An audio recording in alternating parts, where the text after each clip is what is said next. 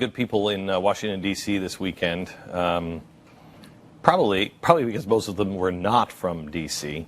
But I met a lot of good senators and congressmen from both sides of the aisle, believe it or not.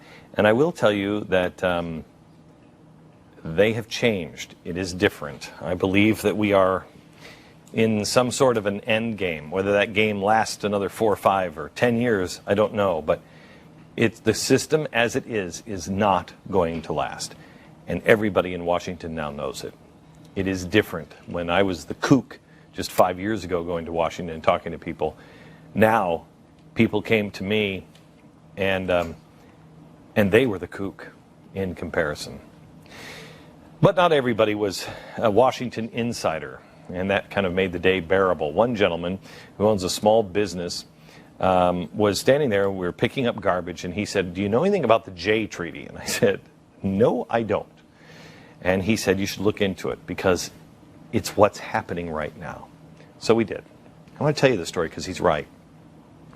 John Jay was the first Chief Justice of the United States Supreme Court. President George Washington sent him to negotiate a treaty with the British. It was in the mid-1790s, and there were still several conflicts between America and Britain, and we were again on the verge of war. Remember, we had just finished this war.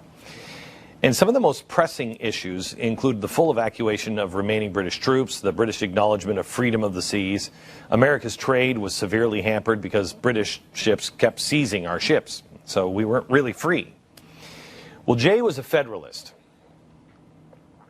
And the Federalists were the guys who had a lot of power. They were a lot of business people and everything else, the big businesses of the day. He negotiated something that amounted really to nothing more than appeasement. And the largely outnumbered Federalists were in favor of the deal that he worked up because it would get those big businesses back in business again. But the people, the regular people, were vehemently against it, and they took to the streets en masse to protest. Well, here's what happened.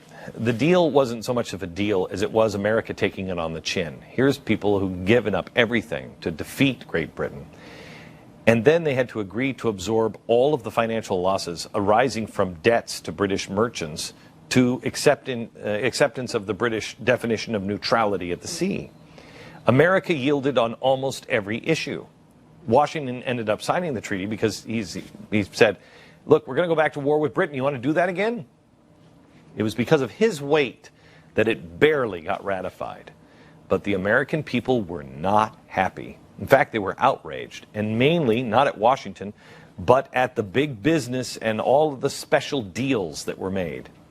Some people actually called treason at the time. Others called for Washington to be impeached because they viewed it as a product of what happens when a select few of the ruling class ignore the will of the people. And that's what we were supposed to be about. But remember, they did it so we wouldn't go back to war again with England. But by 1812, relations between Britain and the United States had completely fallen apart.